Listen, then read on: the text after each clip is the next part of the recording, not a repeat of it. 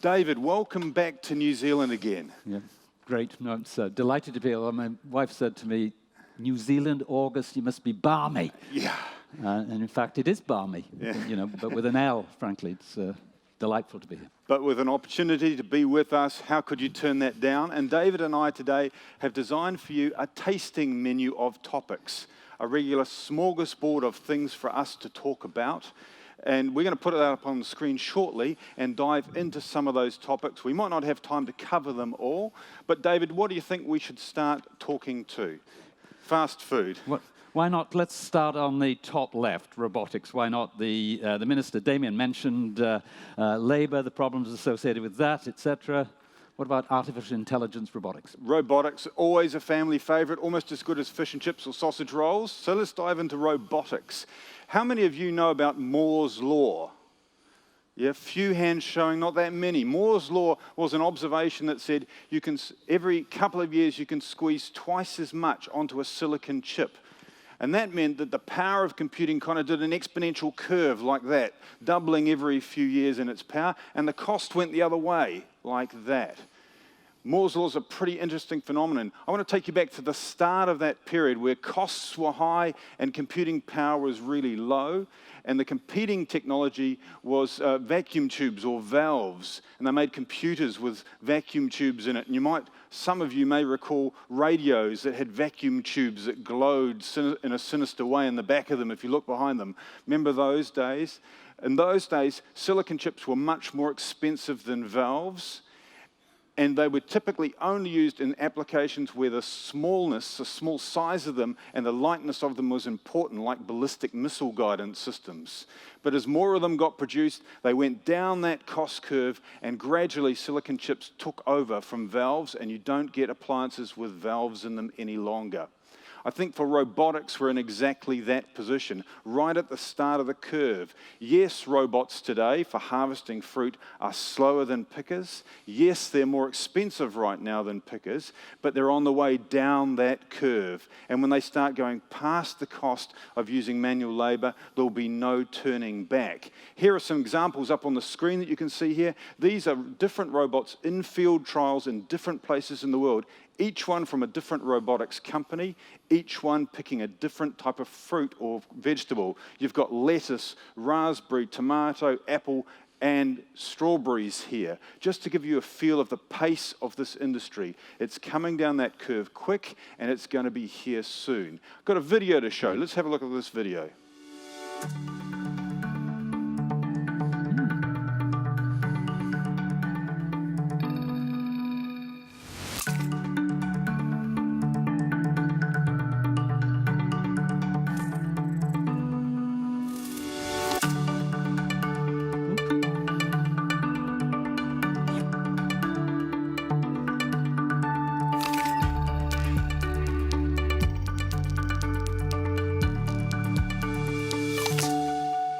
So here's the question for you. Most other industries, when they deploy robots, they think they're deploying them because of labor costs or labor availability. The interesting thing is they usually find, having deployed them, that that's not where the money comes from. Second-order benefits are more valuable than labor savings. The question for each of you, what is the second-order benefits that horticulture could get from deploying robotics, and who's going to capture the value? Key question for our industry to consider. David, what about robots in the marketplace? Right. I mean, interesting enough, of course, great to have robotic pickers, but then sometimes you get a premium for hand picking. And I took this photo just before leaving London. Here we are, Tesco saying, enjoy every single Tesco berry because it's hand picked. I noticed on the way to the airport from Auckland that Watties is doing exactly the same, saying our fruit is picked by a very special machine, and the machine is a hand. So robotics in the rest of the food industry, I have a particular interest in what's happening in consumers' end. And boy, if anything, there is such a lot of action in artificial intelligence and robotics through the supply chain. I've just lost the picture. Back it comes. Here we are, Kroger, which is a massive retailer supermarket chain in the US, working with Ocado, which is probably the best in the world for robotic warehousing.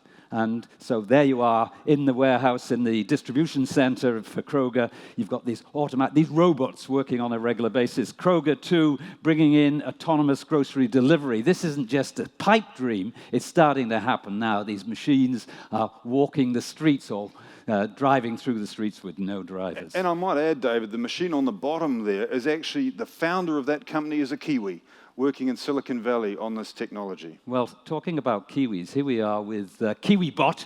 Actually, the genesis of this is not from New Zealand, actually it's from Latin America, but here's a robot delivery vehicle which is, they're testing it on campuses in the US where it's delivering groceries. Moving on here to Walmart, the largest grocery retailer in the world, and it has a robot in the aisles in its supermarkets now, and what this is doing is checking the shelves to see if there's any gaps. If there is a gap, then there's a message back to those in the back, and they go and fill the shelves. I was, last week, I was talking to the pork industry in the US. I was in Boston, and in the hotel that I was in, which was the Mandarin Oriental, my boarding pass and a snack was delivered to me by this robot that just arrived at my door, phoned me in my room, and then presented it's happening, it's out there right now. It's a big, big deal. What about at retail itself? Well, Amazon, still to arrive, if you will, in New Zealand, but Amazon is just starting to roll out Amazon Go. Amazon Go is sort of little mini Amazons, so little convenience stores, if you will, where you just walk in and walk out. Walk in, take what you will from the shelves, and this will be a snack or a ready meal or whatever it is. So there's no payment. It just checks you in and it checks you out. From your perspective, what is interesting is what things would they sell in an Amazon Go retail store? Do you think you could buy carrots or potatoes? I don't think so. And so we're seeing these emerging new routes to the consumer, and I think from a horticultural point of view, you've got to say, so what does that mean to us? In what form does my product have to be if it's going to be sold in an Amazon Go store, for example? Moving on. Let's and in fact, actually, being right on that topic, I think we could select from this menu perhaps lightly processed foods, since you were touching on that topic. Do you want to lead us out on that, David? Yeah, sure. I noticed that particularly over the last 5 years, that you just see more and more products. It's certainly in my market, but in many markets of the world. So it's lightly processed fruit and vegetable snacks. And I'm wondering, is that a brilliant opportunity for you guys, or is it a threat? Because increasingly, of course, consumers, they like the idea of fruit and veg. They want it to be natural. They want supply chains which are traceable and transparent. But actually, what they really want, too, is convenience. And actually, convenience often trumps, if you'll allow me to use the term, almost every other factor. And so what I see is your products being used, but they are used in a way where they are just a little bit more easy for consumers to use. So, for example, here we go, products that I see on my shelves any day of the week in London. Here's Ball salad jars. They're brilliantly designed. You just can't resist taking them off the shelves. And so, again, if I look at your industry, it's you are providing the raw materials, but somebody else is adding the value. And I think that's the sort of challenge for the horticultural industry, is how close do we want to get to the consumer? Because the closer you get to the consumer, the more value that there is. Eat in color, beautiful products. And here we go, raw smoothies. So these lightly processed, it may be HPP processed. And I noticed that the sort of products you see, they are startup companies. The investor doesn't come from the horticultural industry. They come often from finance or from Silicon Valley, for example. And there's always a theme here. There's a distinct pattern. The owners are very much part of the product. They say, this is me. I'm starting this company. I share your values. You, the consumer, I understand you. Minimal processing, as I said, HPP, all natural, of course. Often they'll link with a charity, with good works, etc. The minister was mentioning stories. There's always a story associated with it. And regular folksy blog. And for some reason or other, they always acknowledge their mums. Mind you, perhaps we should all acknowledge our mums. And here, Unilever. This is, like big deal companies are into it. Unilever will be about the number 2 or 3 global food company. And here they are working with Tesco. Nice by nature. This is ice lollies. But if you get into the detail here, it's a fruit ice lolly. It's one of your 5 a day. And it costs about 25 cents a lolly. Now, do you think children would like that? Yes. I think that's sort of wolf in sheep's clothing, or sheep in wolf's clothing, whatever it is, that they're into your market, and they're very heavy-duty competition. David, sorry, you go this one. Sorry. I was just going to pick up on the point you were making on the previous slide on the young entrepreneurs. New Zealand as a country has invested quite heavily in building infrastructure which could support a whole lot of startup companies in this space. We have the Food Innovation Network, pilot plants scattered across the country, including HPP and those sort of light processing technologies. We have accelerators, some of which have the capability of accelerating startup companies in food and incubators for new businesses. We have entrepreneurism being taught in universities, and we have clubs of students, entrepreneurial student clubs, forming up in universities to support students who wish to leave university and start their own business. So we have all the ingredients of making a great salad in a bowl, or a great salad in a bowl company in this country. The question is, will we actually do that? Right. Now, as I said, because there are big players out there, and they want your part of the market. Let's take the PepsiCos of this world, just launching a Hello Goodness healthy vending machine where there'll be like smoothies. Where will he put these machines? Right next to wherever you are. Right next to the water in the office. Right at the bottom of the apartment block, etc. Where's your product? In some other inconvenient space. This is big deal competition. What would you like to go to, David? I think we can't miss on cannabis. Why not? Hands up those who... No, perhaps not.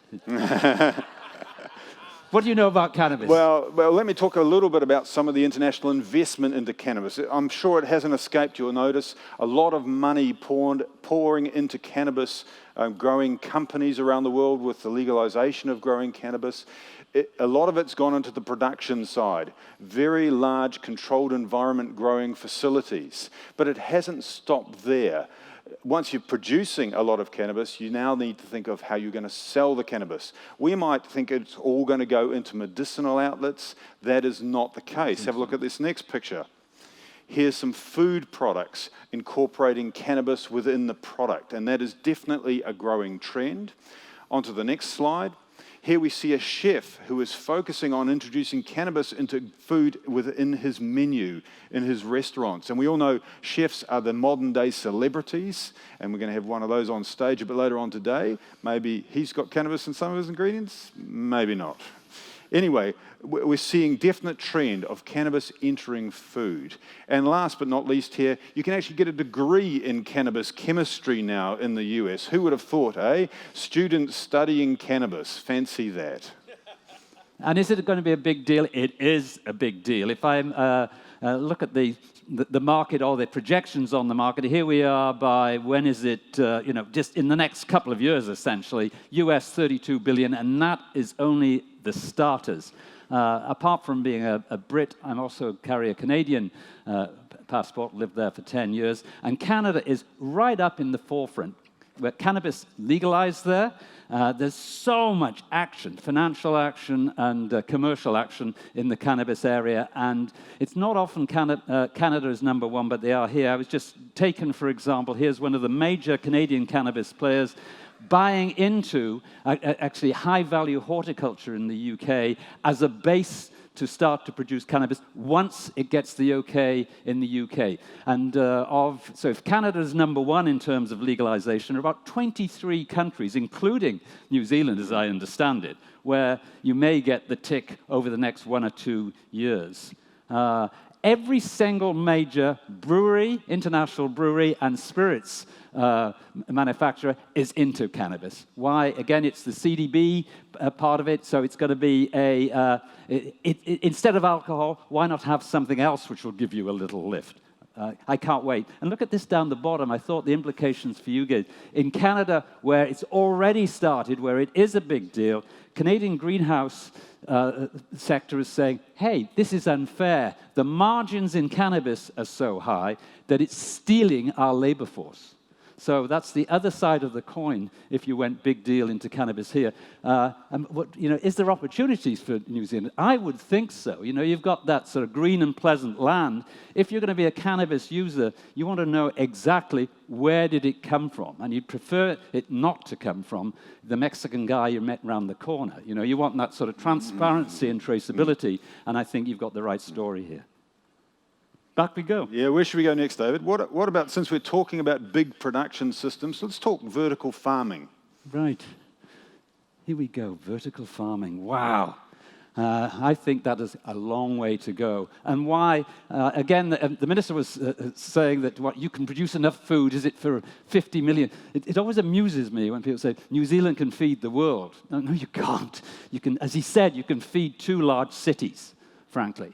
And it's sort of intriguing. If you look around our world, we tend to think in terms of countries. There's about 196 countries, and it's always trade talks between countries. But actually, as I see the world, I think increasingly it's about mega cities, big deal cities. Let's move forward, say, 5, 10, 20 years, and there'll be about 600 cities of, 20 to 40, 50 million people. Enormous size, really. It's astonishing. And the cities, as far as I can see, starting to acknowledge that they've got more in common with each other than they have with their country in many respects, not least because often those big cities are right on the coast, and with global warming and sea levels going up, they're saying, how are we going to cope with this? And large cities and the governors of large cities are saying, we want to see more self-sufficiency within our city. We want to be self-sufficient in energy. We want to be self-sufficient in water. And perhaps we want to be self-sufficient in food. And it seems a bit crazy, but they say, why can't we grow more food in our city or close to our cities? And I think there are opportunities here. So, for example, let's go to the US. The guy with the cowboy hat is a fella called, is it Lusk or Musk? Musk. Musk. Do we know the Musk guy? His brother is the Tesla investor, and actually this one is also on the board. He has a company called Square Roots. It's an urban farming accelerator. Moving on, here we are, Ocado. Remember I mentioned Ocado, which builds these automated warehouses. They're now working with this same Musk guy, and they're saying, look, every time we put up a distribution center for groceries, why wouldn't we just have a unit on the side which produced all our salad crops, for example? So we can just produce to order. And then the promise to customers is that this was produced right here by you and yesterday. So brilliant opportunities, I would suggest. Plenty. The big deal investors, again, this is backed by Jeff Bezos. Who's Jeff? Jeff is the guy that started Amazon. So there's huge money going into this area. And what's it about? It's about extraordinarily sophisticated, high-value horticulture using greenhouses.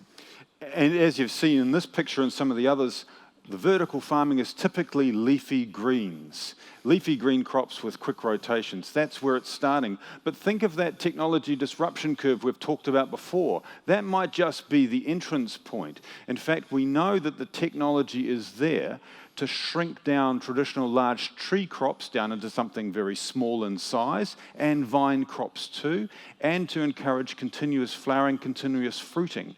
What happens if you take that, which is genetic technologies, and apply it, and it gets market acceptance? What does that do for our industries, which are based on those type of crops? So big questions for New Zealand here. If the world swings very vigorously this way, do we stand outside from that and say, hey, there's a great niche position for the country to be still all natural? Or do we say, actually, no, this is a massive disruptor to us. We need to control part of this business. We need to be in this game ourselves. A really big set of decisions for the horticultural industry coming at us over the next couple of years. And what grows well in this sort of vertical farming, just to link to the previous bit, is cannabis, frankly. Some of you might have tried it earlier in a small scale. I can't wait for it all to come.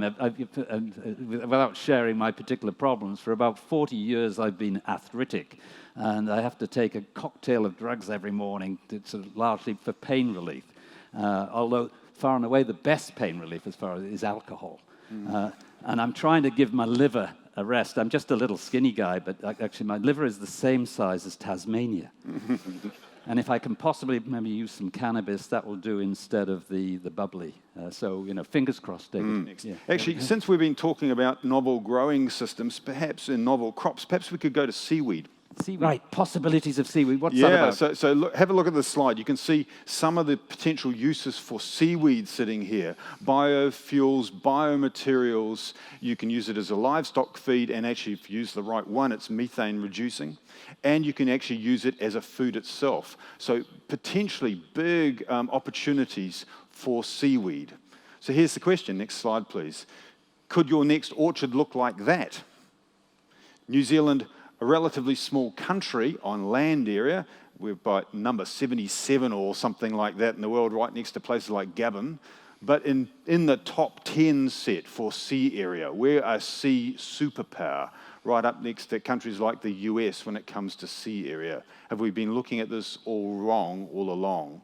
It's a funny old thing, isn't it? We think that we just have to grow on land. And, indeed. And like so next slide. Yeah, on we go. And here's an interesting photo I've picked up. Here's a Dutch weed burger. I'm willing to bet that there was the odd tourist wandering through Amsterdam who saw that and got completely the wrong idea and was expecting a very different ingredient in that burger. Yeah, and they never thought they'd be smoking seaweed. No, that's quite right. And yet, so should we be surprised that seaweed is a food? No. It's been an integral component of Asian cuisine for thousands of years. And I think its moment has come again, frankly. It's going to be a big deal. So who out there wants to be in the seaweed farm business? I think since we're on the topic of waves and water, we could do waves of vegetarian on the top of the menu there. Right. Perhaps I can kick that one off. Right. Waves of vegetarian, we've seen a lot of dialogue around the world going vegetarian. And my personal view on this is, yes, we will see some significant changes, but human diets change very slowly. And there's a pretty good historical reason for that, because our distant ancestors that ran through the rainforest sampling every berry that they came across tended to have a short life expectancy. In fact, our ancestors are far more likely to be the guy that followed along behind and said, just wait and see what happens as he eats that berry. I might not dive into this trend too quickly. And we see that play out throughout history. Human diet changes very slowly in series of slow steps. And vegetarianism as a wave on the Western society is not a new thing. I want to take you back quite some distance to the late 1900s when there was a massive burst of vegetarianism. In fact, it sounds a lot like today, because there were vegetarian restaurants opening up in cities like London. And even mainstream existing restaurants put vegetarian items on their menus. Sound familiar? It also started a spark of startup companies around the world, a number of which are still here today, and they're multi-billion-dollar corporations 100 years later. Companies like Kellogg's or Sanitarium or Post. Very big organizations today. In fact, if you look at Kellogg's original lineup of products, it was cornflakes, which of course we all knew. But the other product in their initial product lineup, a plant-based alternative to butter, later called peanut butter, and a plant-based alternative to meat, which mysteriously vanished from their repertoire quite quickly, so I suspect it tasted terrible. What have we got next? But it's a sort of intriguing time, isn't it? Because it doesn't matter what you pick up. You see this sort of, as you said, wave of vegetarianism. And the meat industry is feeling most uncomfortable. And again, if you read the foodie magazines, you think the world has gone vegetarian. Well, actually, here we are in the US, that eating meat is still the norm. So 86% of consumers in that large country are still the fundamental meat eaters, but increasingly see this group called Flexitarian. So there's 5% of vegetarian and vegan, and that really hasn't moved a great deal. But it's that middle piece, that Flexitarian bit, where people say, I like meat, I'm just going to eat less of it. Actually, interestingly enough for the meat industry, they say, I'm going to eat less meat, but when I eat meat, I want to eat better meat. but also I want to eat more vegetable-based, more plant-based products. It's the same in the UK, I might tell you, but actually it's more advanced, where that flexitarian portion is the better part of 15% of people are saying actively, I want to reduce meat consumption, I want to eat more fruit and vegetables. But if I look what's happened in the last just 7 months, for goodness sake, here we are, 2019, so since January of this year. Here we've got Carl Jr., you know that. Well, across the US, the vegan Beyond Burger launched in the US. Here we go with the Beyond Meat Burger, A&W again, a international chain, but particularly in North America. I was in Canada at the time when I had my first one. You're lucky if you can buy this because they just move off the shelves so quickly. McDonald's in Germany just launched their big vegan burger. Who are they buying it from? They're buying it from Nestle, for goodness sake. So, you know, the biggest food company in the world into this sort of business. Here's the Impossible Whopper, now going national in the US. Again, the vegetarian burger. Subway, we know it well. The new meaty vegan garlic wrap. You know, there's something going on out there. Here we are in the UK, that McDonald's launched their first ever vegetarian Happy Meal for children. Again, it's just whisking off the shelf. That must be an opportunity for this industry, surely. So, so let me just close out that session by saying Kellogg's meant to change the world. They did seek to make everyone vegetarian when they launched. They didn't clearly succeed in doing that, but they did create breakfast cereals, and they changed the Western breakfast for the next 100 years. So what's going to come out of this trend, I don't know. I pick it's not going to convert the world to vegetarianism, but it might just change a chunk of the Western diet. Yeah, sure. And that's it. Again, back to the meat industry, they're sort of panicking, saying, are we going to see this big swing? Look, the meat industry globally, it's billions and billions. This move towards a more vegetarian diet, look, if it took 10, 15% of the global market for me, it would be massive, bigger than Ben-Hur, as they say, huge. And that's what I expect to see. No, the world is not going vegetarian. Actually, interestingly enough, in Asia, I think they've been flexitarian for the last 4,000 years. And, you know, for all of us we all travel in Asia, and when you have a meal there, we don't have, in New Zealand, you're so sort of meat-centric. For goodness sake, if I look at your meat consumption, I'm astonished that you could afford the time to be here. You should be home sort of chewing on the rear end of some large mammal. But, you know, it's about time you reduce meat consumption. However, well, let's go on. I think we're on a roll, Dave. Let's talk plant protein. Plant protein, my. Yeah, yes. I mean, protein, again, if you think particularly Western markets, protein normally was another word for meat. But all I see is that the canopy, I mean, if we're in horticulture, we understand the word canopy, that the protein canopy is just getting broader and broader and broader. So meat might still be in the center, but what else is proteinaceous? Well, it's plant-based stuff, it's dairy-based stuff. Let's have a look here. So this food revolution, here's a headline from just last week from UBS. So what's UBS? Well, it's a global bank, it's a Swiss bank, and we're used to seeing headlines saying the world is going vegetable-based from special interest groups, from the Vegetarian Society of New Zealand or whatever. But here is a global bank saying, okay, that plant-based segments will be 85 billion by the end of the next decade. That's huge. As people seek out, alternative options that are more environmentally friendly, according to this great investment bank.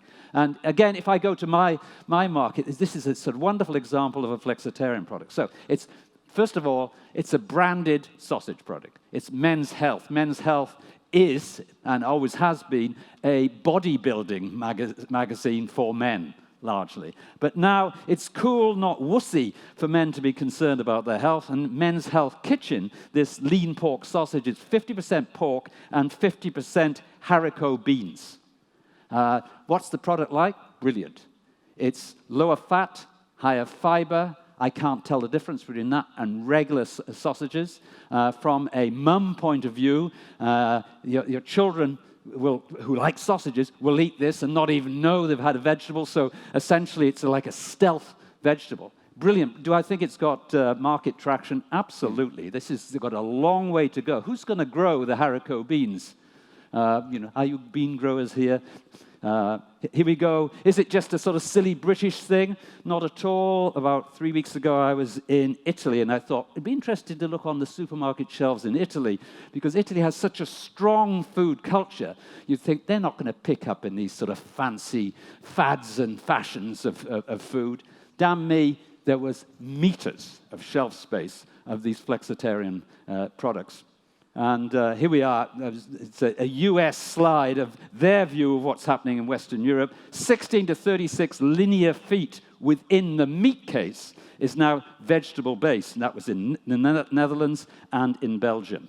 What have you got next? And look, the biggest food companies in the world are into this. This, again, is not sort of silly little startups. Here's Unilever. They've just bought the vegetarian butcher from Holland. And here's Nestle with their Garden Gourmet. It's big deal stuff. It's got a long way to go. And it's in your area. I like this too for mushroom people. Cumberland Shroom Dogs. It's a Sainsbury private label product. What do they taste like? Brilliant. Again, high fiber, relatively high protein. Just beautiful, frankly. So a question for New Zealand, is this an opportunity or a threat for New Zealand? There's a number of people that think it's a threat. I don't agree with them. I think it's an opportunity for New Zealand. And here's why. I look back at history and I remember a similar sort of scenario back from the 1980s. Remember the cholesterol scenario from the 1980s? Health research at the time showing a correlation between cholesterol and heart disease. Many people saying, hey, this is the end of the dairy industry as we know it. Some people in the dairy industry saying this is the end of the world as we know it. It turned out not to be the case. It actually turned out to be a great opportunity for a number of players. So who made money out of that trend? Firstly, the margarine companies clearly did. People who owned branded margarine products did very well. They went from being something you were a bit embarrassed about and were typically sold into bulk caterers, where you could slip it onto bread when no one knew what the yellow stuff really was. It came from there to the middle of the supermarket and people were proudly buying it. So great for them. It was great for food ingredient manufacturers who sold colors, flavors, stabilizers, emulsifiers, all of those things. Specialty food companies did really well. Equipment manufacturers who made margarine equipment did really well. And surprisingly, some dairy companies did really well. How did the dairy companies do well out of a trend that looks so negative for them? Well, some of them got really smart and did blends. I'll blend vegetable oil in with my butter and do a blend. The vegetable oil is cheaper than the milk fat, so hey, I'm making the same margin, same price, higher margin for selling this product. Some got smarter again and did half-fat products. They replaced the milk fat with water and sold it at butter prices. Now that's pretty good economics. Some got really clever and did ultra-low fat products, sold it at an even higher price because it was ultra-low fat, and made megabucks on the water they were putting in those products. So people that rode the trend made money, those that fought it lost out. So I think for us, this is a trend. The question we have is, how will we ride it to be successful? And here's a whole lot of different places countries can play on this slide in front of you. Yeah. Definitely something for the country to consider. David? But mind you, it's not without its threat for the dairy industry. It's sort of interesting in the US, if I look at fluid milk consumption in the US, over the last 12 years, it's reduced by 25%. And as all of us know, anybody who's based in large cities where coffee is booming as a business, then something like 50% of people are actually electing to use plant-based milks rather than sort of regular dairy milk.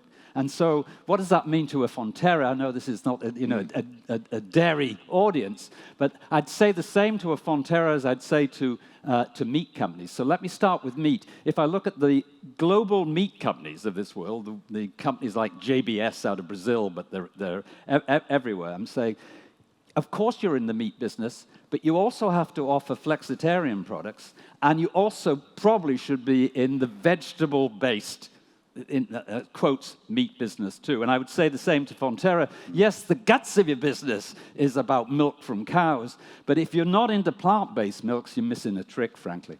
And in the US, the biggest owners of plant-based milk brands, dairy companies. So people who fight the trend lose, people that ride the trend win.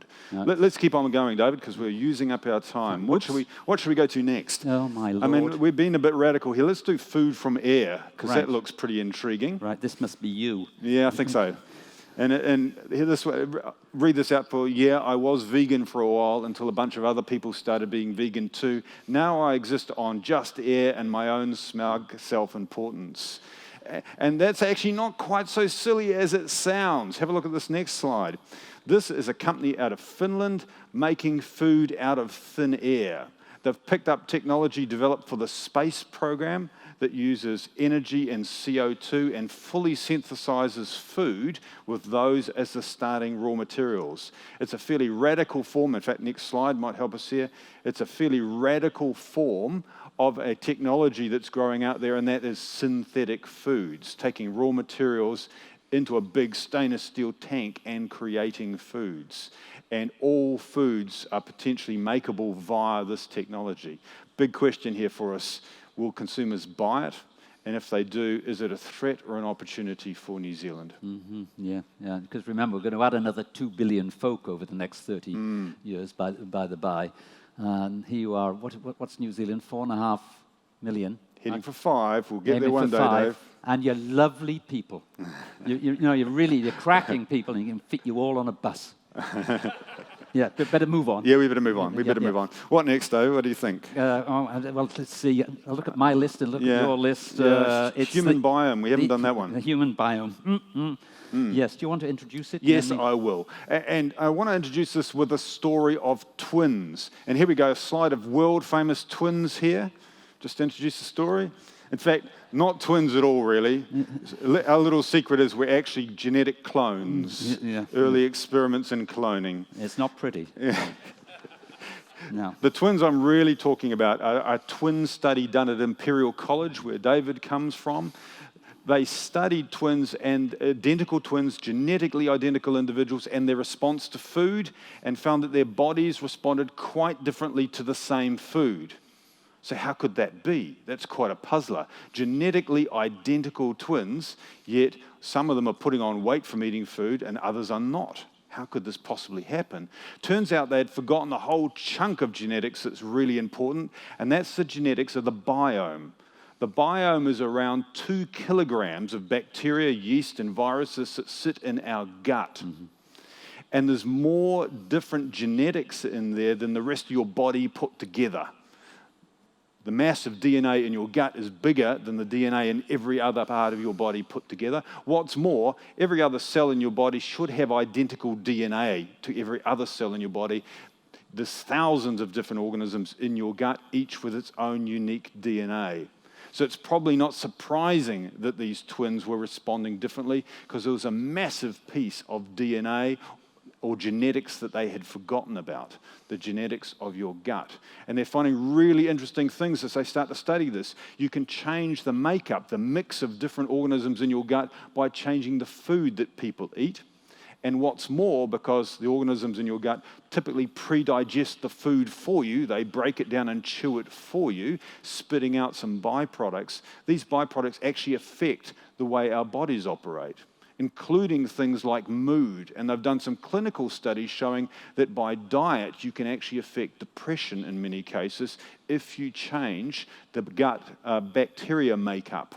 So by transplanting the right bacteria into people's gut who are suffering some types of depression, they can actually cure depression. So this is pretty significant sort of medical science happening as we speak. The key part for this audience is a lot of people are saying, and you can do that by altering food, and often plant-based foods are things that move the biome in the right direction. So expect some major stuff in this area over the next 10 years. Yeah, couldn't agree more that if your product has any claim in stress reduction or mood improvement, it's sort of brilliant. People, and actually, you don't really even need the scientific basis to just mention that it's good for stress reduction, and it'll do well. What have we got here? So, yeah, health and well-being, mentioned by both the finance director, minister, and Damien. Look, every country has got its own Eat Well guide. As I mentioned, I'm Canadian. Here's the most recent Canada Food Guide.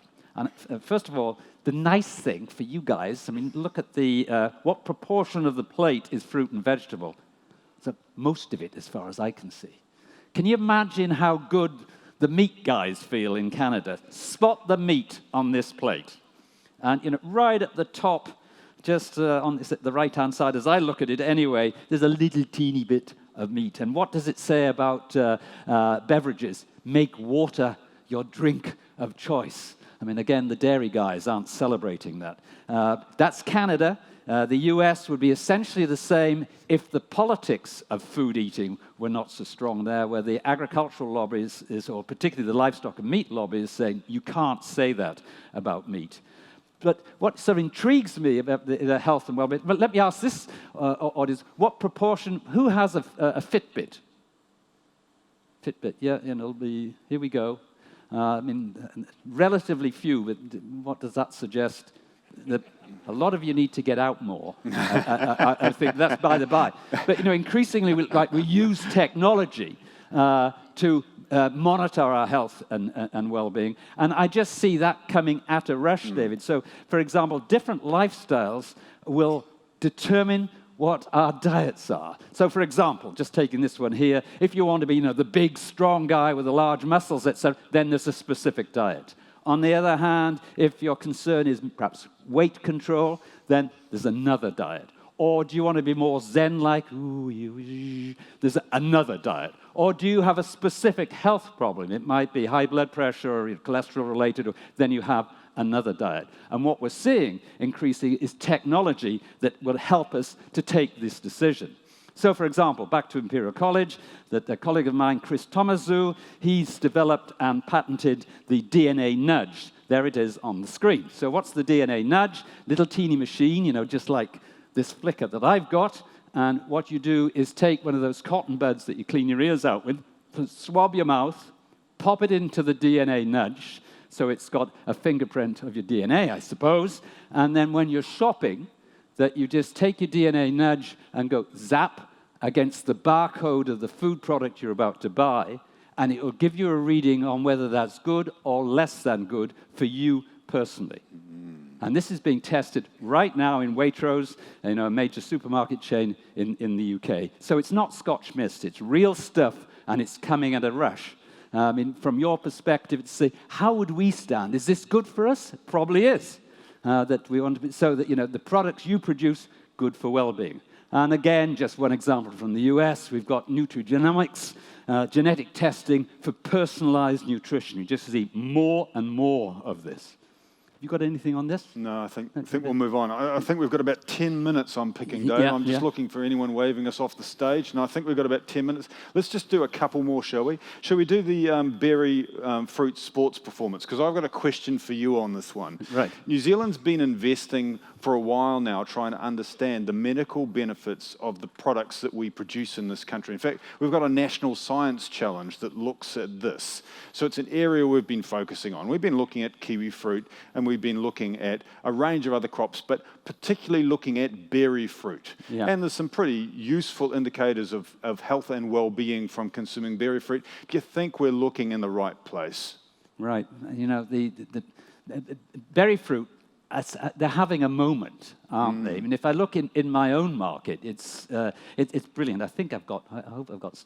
I mean, fresh berries are doing so well in the UK that increasingly you'll see this in the fruit and veg section. It's fruit and berries. So, there's fruit, there's just regular stuff, and then almost at a higher level, there are berries. And they're getting more and more shelf space. Actually, if you take some, don't want to be boring, but let's having a look at some statistics. If you went back 12 years ago, then berries essentially were 18% of the value of our fruit bowl. So of all the fruit purchased at retail, 18% was on fresh berries. Now, it's essentially 25%. So a quarter of the value of all fruit purchased in the UK is for fresh berries. I mean, why I find that interesting, David, people, why do you think they've been so successful? It's a combination of reasons. One is they've got this health halo. people understand that they've got the antioxidants or whatever it is, and actually, in particular, I would say blueberries, actually, but that's another matter. So they've got this health halo, and secondly, they're snackable.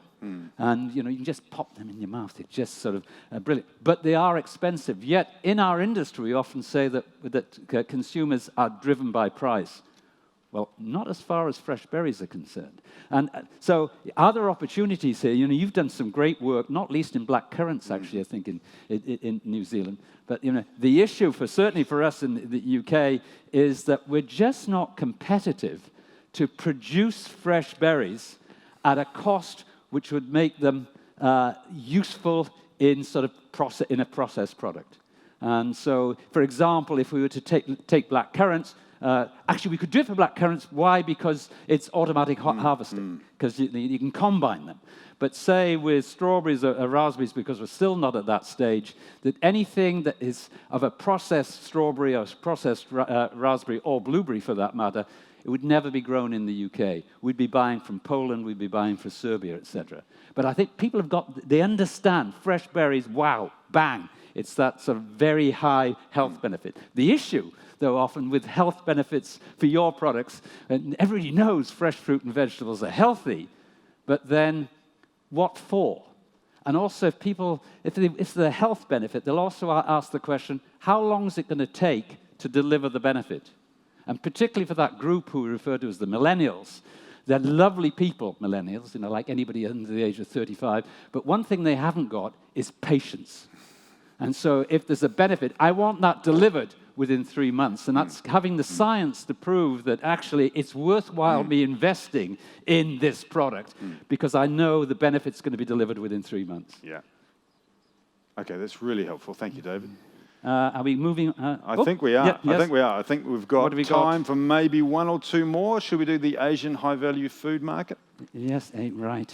And you must be as intrigued as we are about, you look, when you see stories like this, single bunch of grapes sells for US $11,000 in Japan. And you say, right, that's the market for me.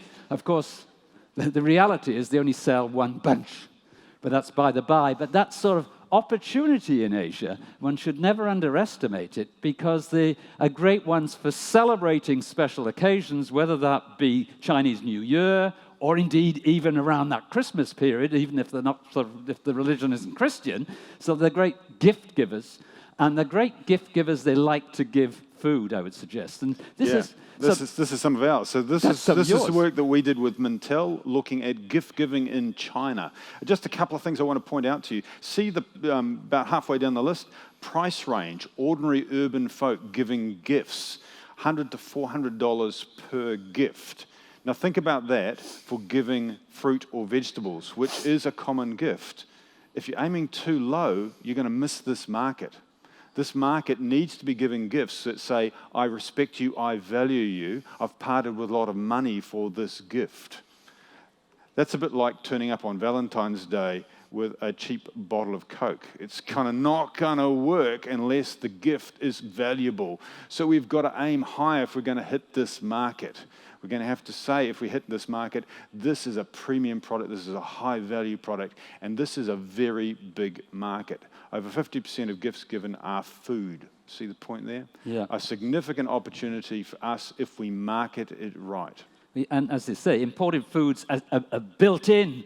They have built-in gift appeal, and particularly products from New Zealand. The expectation is they've got that sort of green and healthy aura that you pronounce for New Zealand, and no, it's take advantage of it. For me, using the American expression, say, do the math. Let's go through it. You're good at cherries, 1. The Chinese love cherries, 2. If I look at what's happening to Chinese tourist arrivals in New Zealand, they've just gone past Aussies. I mean, the Aussies, lots of Aussies come, but they don't spend any money. Chinese come here and spend lots. So you've got tourist numbers from China are growing sharply. 4, the forecasted Chinese visitors, they'll require 20 plus more planes per week. landing in Auckland or Christchurch or wherever. And there's space in those machines. That means that you have access to not just the Shanghais and the Guangzhous of this world or Hong Kong, that they're flying into the major tier 1 cities so you can go direct. I think it's particularly for cherries. And I'm sure you know and you're taking advantage now, but there's sort of brilliant examples that you can take those opportunities for very high value. They love cherries. They'll love your cherries, for goodness sake. Fantastic. Now, we've got time for one more, I think. One more. David, Yep. let's do one of your specialities. Let's do e-commerce. E-commerce, why not? Here we go. Look, again, this is sort of a bit statistically, but the fact of the matter is, if you look, forget about New Zealand for the moment, I know you find that difficult, but if you look sort of globally, then if you look at global retail trends, what is clear is that traditional supermarkets, I mean, some supermarkets of the type we know and love, in terms of their access to consumers, their moment has peaked. Their relative power has peaked. And so in terms of routes to the consumer, which are the ones that are growing?